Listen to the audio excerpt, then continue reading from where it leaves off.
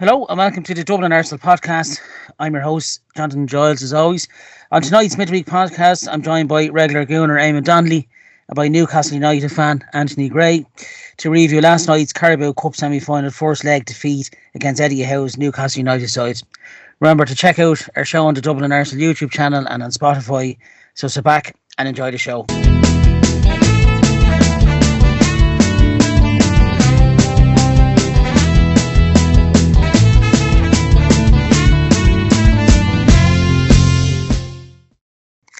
As I said in my intro, I'm joined by my weekly guests, and throughout the last 3 seasons we've been on, Eamonn Donnelly. How are you, pal?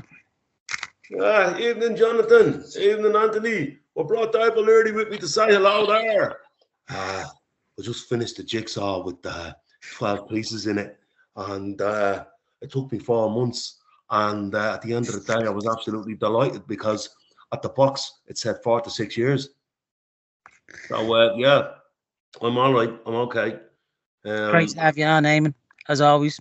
I'm also joined by avid Newcastle United fan, Anthony Gray. His brother was on, the Leicester City fan, earlier on in the season. How are you, Anthony? Yeah, I'm good, lads. Thanks for having me. Great to have you on, Anthony. Big shout out to his mum, Yvonne Gray, another avid Leicester City fan. This is Yvonne's other son, so it's great to have both of you on in the season. And yeah, it's really good to have another away fan on to hear your views and analysis from last night's match. So thanks again, Anthony, for taking your time out. As I said, we go into our match review. 2-0 against Newcastle United at the Emirates, the Carabao Cup semi-final first leg. Goals by Alexander Isak after 37 minutes and Anthony Gordon after 51 minutes in the second half. Both killer times, I thought, as well, when both goals were scored. In terms of the match, Trossard's pass in the 28 minutes, I thought there was a bit of a turning point if this had gone in. It was when Martinelli outpaced Sven Botman, the Newcastle United defender, and his shot hit the post. A powerful strike, but I think if that went in, it could have changed things on the night, but it didn't happen. And then around 9 minutes later, Dubravka's long ball out from the Newcastle United half into the Arsenal box was headed on by Botman, who outjumped Saliba, and Jacob Murphy's knockdown was into the path of Alexander Isak, who buried home. I thought in the build-up to that, Odegaard he was nudged away off quite easily by Isak in the lead-up to the goal. But in fairness, Isak's on fire at the moment, and he just buried it. Raya had no chance. Of course, the last time we lost in the league was to Newcastle United away back in November. Alexander Isak with a powerful header, 1-0 at the Magpies ground, St James's Park. It was poor defending, as I said, from Odegaard, and I thought we were quite flat last night. You know, we had a lot of the ball, a lot of the possession, but we just couldn't open that door to find that killer goal we needed. A minute before half-time, Dubravka saved really well from Gabriel, our defender, from a powerful shot where he put his body on the line. And I thought all of Newcastle's defenders last night, you know, you put your bodies on the line, and he really stuck to the plan really well. Now I have to say I've been really impressed by Newcastle in the last month or so. Into the second half then, 51 minutes, Isak was part of the move again. His shot was palmed away by David Raya into the path of Gordon, who tucked away nicely, but I thought it was poor marking by Rice, Party and Gabriel to allow Isak get the shot, and Timber was just probably too flat-footed. He wasn't looking at Gordon, you know, and Gordon there poaching as usual, took his goal really well. I thought at 2-0, we really need to be, you know, a draw was what I was hoping for at best, but you stuck to your guns. The substitutions done he's quite well as well, I thought, Anthony. I think in the 57th minute was another turning point, Eamonn, as well. When I come to you, Kai Havertz that missed that header. Actually headed up, came off his shoulder. That went nearly past the Brefka's post. In terms of other chances, we had a few corners that we were close with as well, and Martinelli had that chance, but he chipped up and hit it over. But I don't know. Did we deserve to get anything from it? I thought Newcastle probably, hand on heart, probably deserved the victory last night. I don't want to come to yourself, Anthony. You say you're well chuffed with this result from last night. What was your analysis from last night, Anthony? It was a weird one. I thought Arsenal, we started really well. We were on the front foot and we wanted to press from the front. From the first whistle, we were pressing from the front and we were basically letting you know you're going to need to play out well to get by us. And to be fair, you had that big chance. I think if Martinelli scores that chance, I think it is a completely different game altogether. I think the first half, it was a bit of we had a lot of the ball and we were creating a good bit. After I think it's like 10 minutes, we really kicked on, but then your lot took over and you really looked like you were looking dangerous. And then we got that killer. It was like a punch in the gut when we got that first goal. It was really it was a goal from nothing, really, isn't it? Like it's just a long ball up, and I think it was Dan Burn, wasn't it? And then Dan Burn knocks it on, and I think you had Gabriel and Saliba kind of thinking, shit, we need to get somebody on him now. And then before you knew it, Isak was left on his own, and it was Martin Odegaard. And he shouldn't have played last night. I don't think he was really poor, wasn't he? Yeah, he was really poor. Yeah. So then the goal, and then it looks like it was like a breath of fresh air and confidence from us. And then we tried to kick on again. And then just Arsenal, it's the difference between watching Arsenal now and of what we're used to. The difference is night and day in terms of build-up play. Once we went 2-0 up, once Havertz missed that sitter, I thought it was pretty comfortable, to be fair. I thought Arsenal kind of ran out of ideas and they were just throwing in crosses, and Botman and Dan Burn are just going to eat them up all day, every day. So I think you kind of played it into our hands. I felt your midfield just didn't really exist last night. Rice is an absolute shell of the person he is. I thought the difference in the game was basically our two lads. I think a lot of it was cancelling out each other. I think we both looked dangerous. We looked dangerous on the break in the second half, but we didn't really press on with the numbers as what we were when we went 2-0, which is fair enough. You're 2-0 up. You've got to defend that lead. But Arsenal just, Arsenal did have the two best chances of the game, no doubt, with Martinelli and Havertz. And the difference was you haven't got a finisher on the pitch. And Martinelli, again, I felt like Martinelli could have took that on his left foot. I don't understand why he's taking it on his right foot. Havertz header, when the ball came in and Havertz was on his own, I went like that. I just closed my eyes. So did I. I just thought that was a goal. Yeah. But in terms of build-up play, it was a bit slow from Arsenal. It's just. I don't know. It's like he's run out of ideas, but I don't see where you kind of improve. You're missing Saka as well, no doubt about it. I think Saka is a big miss. And then if Odegaard's not playing, he's the one that is linking all the play up in between the lines. And if he's not clicking, then you've got problems. Yeah, I have to say I was really impressed with your midfield, Joe Linton and Tonali in particular. The last month or so, you just see you are so strong, aren't you? Like, it's just Tonali's been a huge plus coming back for you this season, hasn't he, Anthony?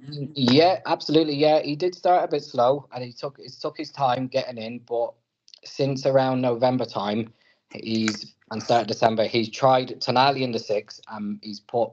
Obviously, we didn't have Bruno last night, but he's put Bruno and Joe Linton either side in front of him, and the three of them are working really well. So the reason why Newcastle fans were not confident last night was because we didn't have Bruno. Our record without Bruno is horrendous. And if he's not there, then even Willock was a bit non-existent there last night. So but look, I felt like in terms of the lads at the back four, Anthony Gordon and Isak frighten the life out of you as well. But at the moment, we look like we just look like winning. We don't even look like we're going to draw. It just looks like we're going to keep winning and winning and winning and winning. And but I was happy to get a draw last night. I wasn't expecting a 2-0 lead going to St James's. All right, yeah. Yeah, I remember on Match Today 2 on Sunday, Shay Given was saying he'd be happy if Newcastle come out with losing 1 or even 2-0 and taking it back to St James. How impressed! Like you must be really buzzing. Like we missed. I don't know how close you were a couple of summers ago of securing or even signing Alexander Isak, but like surely there's no price tag for him now to have the form that he's in for Newcastle. So even so, like last night, it seemed like he had a great game, but that's still not one of his best games. Honestly, that's like the stuff he does in a football match. For us, when we're watching him every week, we believe he's one of the best strikers in the world because of what he can do on the ball, his presence, his pace, his finishing. He's got it all. He's great in the air. And when we signed him, that was a real coup. I know we paid 63 million for him. It's a lot of money, but when we got him, I was very surprised that we got him. I thought he was going to go to someone bigger than us. Obviously he's joined for the projects. I know our projects kind of stalled a bit in terms of what we can bring in down to PSR. But the job that Eddie Howe is doing is it's like he's not getting enough credit for what he's doing, for what he's given, for what he's doing to players who are already there before. He's just doing an unbelievable job. Yeah, he's really on fire. And 2 against us now this season, and the return leg now is going to be another massive game for ourselves now. In terms of yourself, Eamonn, first leg defeat now in the Carabao Cup semi-final. But what was your analysis from the match last night, Eamonn?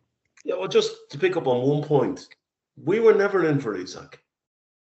We were close to getting him. No, sorry. I want to correct you there, Jonathan. Jonathan, I can tell you for a fact. Jonathan, will you stop? You're asking me a question and you keep it. Seriously, I can guarantee you, Arsenal were not in for Isak, and I'll tell you why. Because he was signed at the same time we were spending 105 million on Declan Rice. That's the fact of the matter. We wouldn't have been able to cope with Isak on financial fair play rules. Simple as that. He would have been nice. He would have been a nice addition. Jonathan, let's not talk nonsense on this show. What do you not think? Sorry, let's give an honest analysis. We never were in for Isak because we spent that summer pursuing Declan Rice. Okay, Eamonn, your analysis from Sorry, Jonathan, will you stop it, please? Grow up. Right? Every Arsenal fan wanted to get Declan Rice and we couldn't. Right? He was the player we needed. And we were singing all last season. We got him at half the price. And Anthony's quite right. Declan's a shell of a guy at the moment. Right? He is, yeah. He looks like a fella who needs 3 weeks off. He is absolutely shattered. Right? So I wouldn't be judging. Declan's a good player. And Declan will come good again. But the reason why I brought that Isak thing is I've had people on meltdown saying, why didn't we get him before Newcastle got him? And I'm telling you the reason, because we spent 105 million in the very, very same time on Declan Rice. So let's put that one to bed. Now let's talk about the game. First of all, first thing I'll say is hats off to Newcastle, because they approached the game in a very courageous manner in the way they pressed up on us, right? And they decided they weren't just going to go on a low block. I think they sniffed Arsenal were a bit vulnerable. I think they sniffed that Arsenal had struggled at Brighton. I think they'd sniffed that we are chopping and changing and patching up our team every week.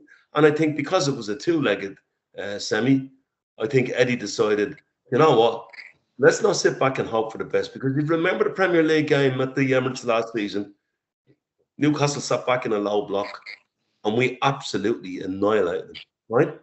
So he went for it, and for the first 20 minutes, in my view, and hats off, by the way, for that. In the first 20 minutes, of my view, Newcastle were by far the more incisive team and looked the ones that were more likely to score. And then after about 20 minutes, we slowly started getting on top. But the problem was, as Anthony quite rightly points out, the build-up play was too slow.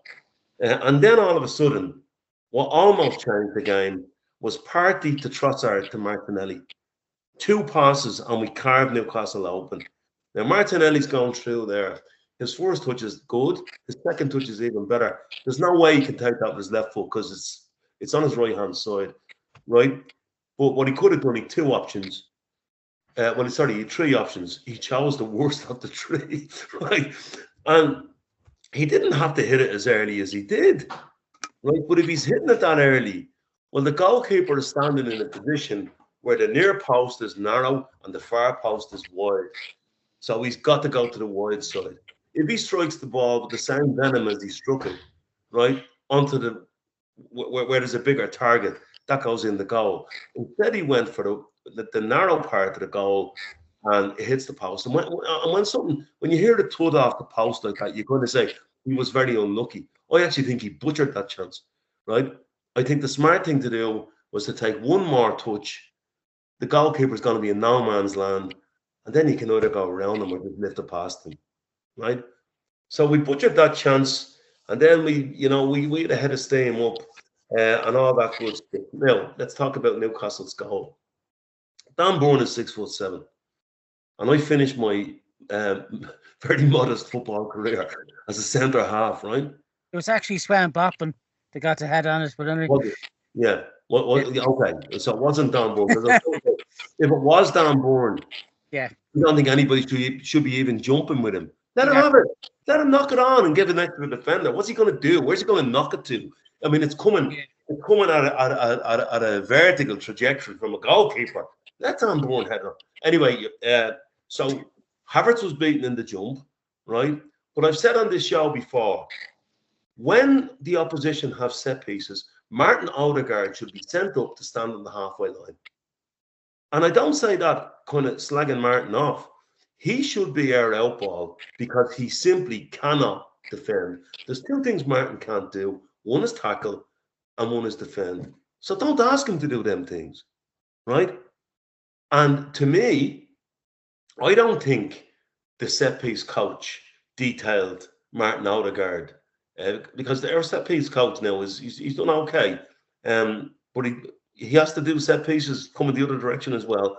I would eat my pork pie hat if somebody said you go on Isaac, right?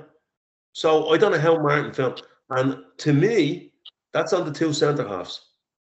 That is on the 2 centre halves, because if I was one of those 2 centre halves, before the goalkeeper was going to kick the ball, I would have said, Martin, push on. Somebody push on to him. And we didn't do that. We weren't organised. Gabriel last night was an absolute horror show, right?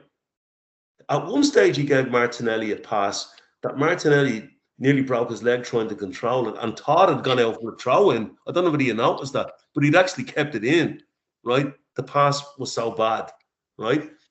And somebody needs to tell Gabriel that they've changed the handball rule, and turning around, pirouetting with your hands behind your arse and putting your arse to the ball. You don't need to do that anymore. You can put your hands in a natural position and face the ball. And for the second goal, he didn't get nowhere near close enough.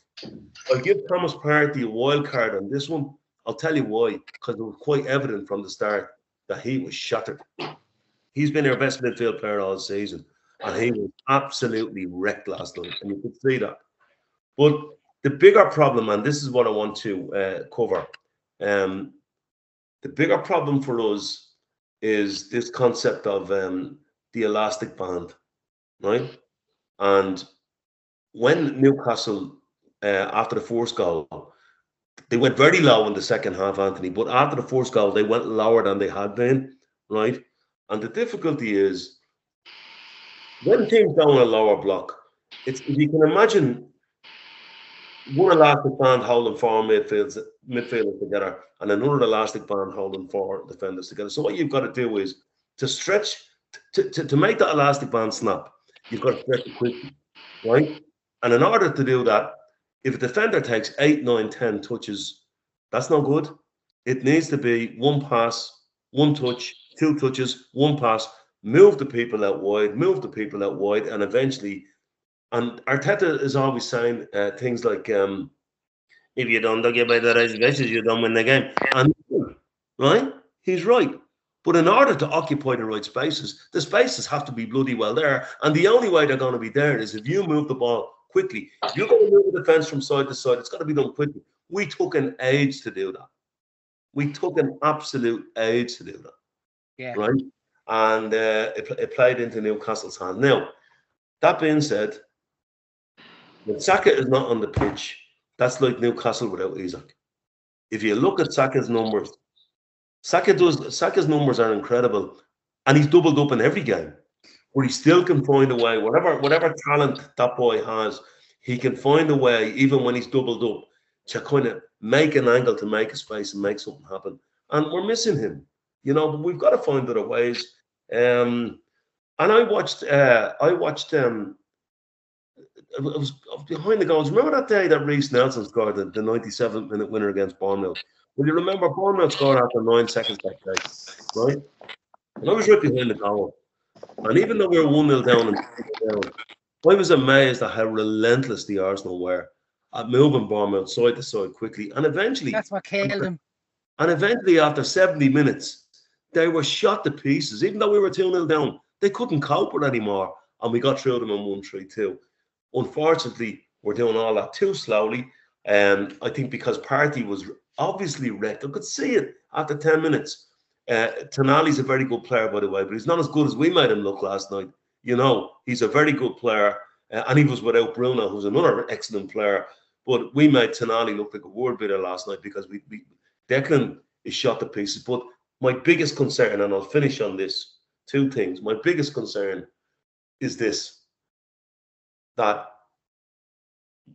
I think our players have gotten into a tactical comfort zone. Now, what I mean by that, before anybody goes mad, I don't think the players in a comfort zone that they don't care. That's not what I mean. What I mean is a tactical comfort zone.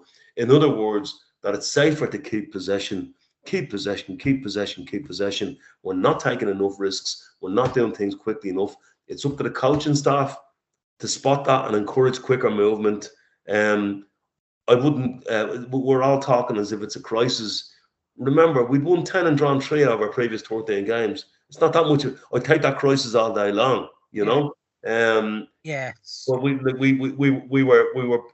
a little bit beaten up last night. In some ways, it reminded me of the FA Cup third round game against Liverpool. I was thinking of that when I was watching last night. And then couldn't, and they hit us with sucker punches. They hit us with sucker punch, yeah. But also, we played Liverpool a month later in the Premier League, and we absolutely battered them. Things can change in a month. I don't see Newcastle winning because it's very difficult to do that. But they're a very good team, and they're in a very rich vein of form. Two other concerns I had. One was when the first goal went in, and this hasn't happened to Arsenal in a long time, because normally when a goal goes in, we pick the ball out of the net, we have it on the halfway line, and we're ready to go before the opposition have come back after a celebration. Rice, Gabriel, and Cole looking at each other to blame each other. That is a sign I don't like, and the management need to get on top of that straight away. Right? I don't like it. And the last thing I didn't like was, and I want to deal with this in an Arsenal context, our supporters who were leaving the ground because we were 2-0 down ought to be ashamed of themselves. Ashamed of themselves. And these same bullshit artists will tell you the Arsenal is family, and we go on with all that shit at the Arsenal. Well, I'll tell you what, if your family's in trouble, the one thing you don't do is run the other way. So it's about time we got a grip on ourselves, realised how lucky we've had it over the last couple of years, right? That we've won 10 and drawn 3 out of the last 14 games, and we're not playing well, and that there is a lot of hope for us. And but hats off to Newcastle. I was very impressed with them last night. I don't think the tie is over, by the way, because you don't know what it's going to be like in a month's time, That's the way I was at the game in November. Yeah. And again, now that was a very tight game. There wasn't a lot of chances in that game, but do you know what? I think anybody else but us, I can't see it. I can't see any other team going through now after last night. No, look, you're probably right, Anthony. I mean, in all likelihood, Newcastle will go. But I'm just saying, a month is a long time. in football. And what I'm saying is that the Arsenal actually have a free hit in that game. We don't need to go out and start controlling the game. We're beaten. We might as well get beaten 7-2 on aggregate as 2-1. So I think we'll play a different type of game up there in the second leg because of the nature of the game that it is, and that might throw up a new scenario. Who knows? Yeah, but it's going to be an interesting second leg, all right. Yeah, the atmosphere is going to be rocking that night at St James's Park. Yeah. That's for sure, Anthony. Exactly. You're waiting for 70 years, hopefully, this season, Anthony. Jonathan, I couldn't believe that we didn't. Maybe it's because of he's played a lot of minutes lately and he'd been out for a long time. I couldn't believe that we didn't match up Jesus on Danbourne last night. I really couldn't. I was actually doing a quick question there, actually, for you, Eamonn. I was going to bring that up. What did you make of the substitutions last night? In particular, Zinchenko. Do you think Zinchenko has a future still with Arsenal? Eamonn? He just doesn't look like he's on it this season, does he? No, he hasn't had games, Jonathan. Yeah. But I actually thought Lewis Kelly had been our bravest player for sure. Yeah, especially in the first half. He was the one player. He was the one player who was trying to build up the play quickly and getting out of trouble quickly. But I think they just brought Zinchenko on because he can find the path, and at that stage, sure, Newcastle had given us the ball. Yeah. We could have brought yourself and myself on, Jonathan, at that stage. That is saying something. That's when that's really is when it's the last cast. But Newcastle had made a conscious decision as they were they were settled with 2-0 to give us the ball, The times of the two goals, Anthony, 37 minutes and 51, as Eamonn said in his analysis, they were both sucker punches at the right time, weren't they? Because he's got down, plan ahead then for the rest of the game. When that second goal in particular went in, it was always going to be a tough night, wasn't it? Yeah, the defending for the second goal, when we were building up play, as you're watching it, I was watching it thinking, Jesus, all these Arsenal players are standing still. They all just stood still. They all just watched the passing going around, and then before you knew it, Isak got his shot off, and then Jesus, Timber was on his heels yesterday, and look, there's not many livelier than Anthony Gordon in the league, and he just fell asleep, didn't he? So, again, the difference with the two lads, obviously, definitely. But Arsenal's defending for the second goal was horrific, really bad. 3 players around Isak, Rice, Partey, and I think it was Gabriel was the other one around. Yeah, Murphy and Livramento were given all the time in the world to play on the right wing as well. Nobody closing.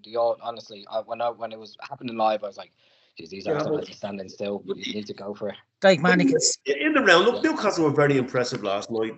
It's a place I love going to watch football. It's a great place to watch football. Been there a lot of time. But what I say is that like you've got to put things into perspective. If Newcastle were that much better than the Arsenal, they wouldn't be 5 points behind us on the table. So you've got to put it into perspective. We're well capable of going to James Park and competing. But Newcastle had difficulty earlier on the season trying to get their settled 11. Because he was chopping and changing the midfield, sometimes out of necessity and some. Well, like we're like patched up FC at the moment, we haven't. Yeah, we're injured. But look, let's see. It's like Sunday now. Without getting into Sunday's game, because I know we talked about that. Yeah. And I'm going to Sunday's game. Sunday's game is now a big game for us, Yeah, I have to. Yeah, every game you watch now, being an Arsenal, you look through your thing. Newcastle got in the cup, Anthony. I was looking today. We have the tough game against Bromley at home. Oh yeah, what a fixture. Bromley at home. It doesn't get tougher than that now.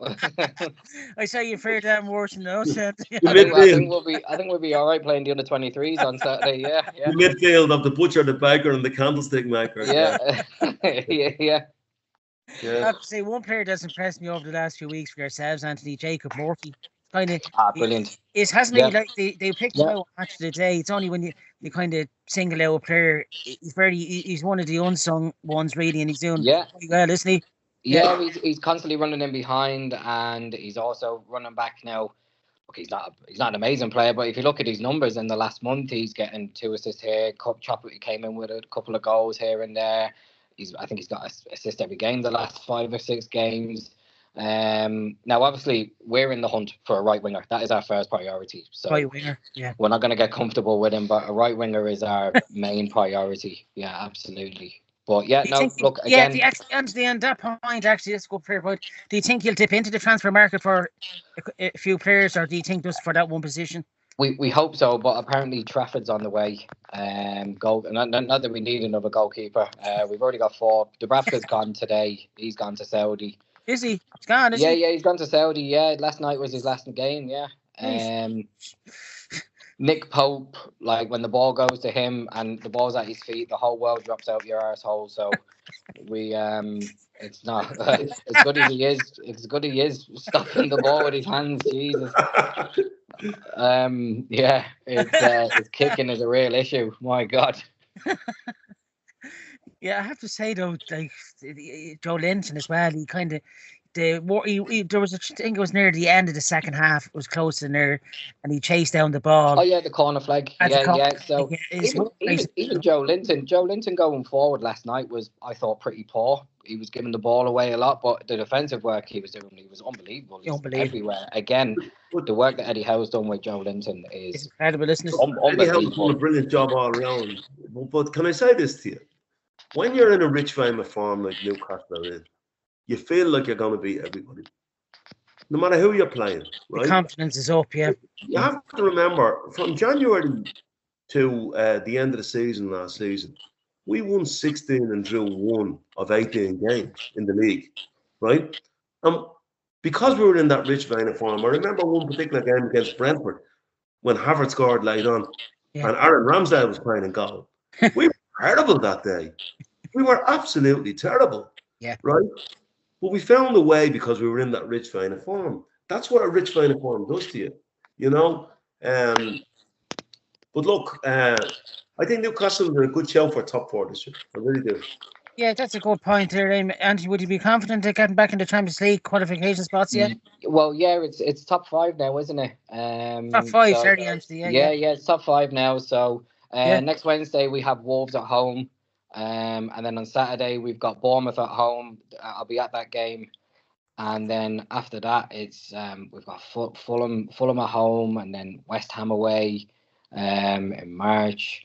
There's some really winnable games there. Southampton away after Bournemouth at home, and then there's Fulham at home. We've got a tough February, so I think that might be the difference. But even like our next 4 games are still extremely winnable. Next 4 or 5 games, really winnable games. So I think if we see, our problem is the first half of the season, it was easy for us to get up for the big games, i.e. Arsenal at home, November, we won 1-0. But some of the performances from us in the first half of the season. I wanted to ask you a question, Anthony, if you don't mind, Jonathan, because I wanted to ask you, like, you as a fan who, obviously I watch a lot of football, I've been a good bit of Newcastle, love me football. You who watches every minute in Newcastle. Yep. What was happening at the likes of Brentford when you got absolutely crushed? What was happening there? Yeah, so away from home, it's really weird. So that was when our midfield was trying to get into basically shape. They were chopping and changing. We were playing Longstaff, and if you're playing Longstaff, you're down to 10 men before the ball's kicked. Granted, he played, to be fair, the best game of the season he's had was against Hughes. But every other game, he's absolutely pants. He offers absolutely nothing. Tonali wasn't clicking. Bruno wasn't really at the races either. And teams were finding, but basically we were being found out in midfield.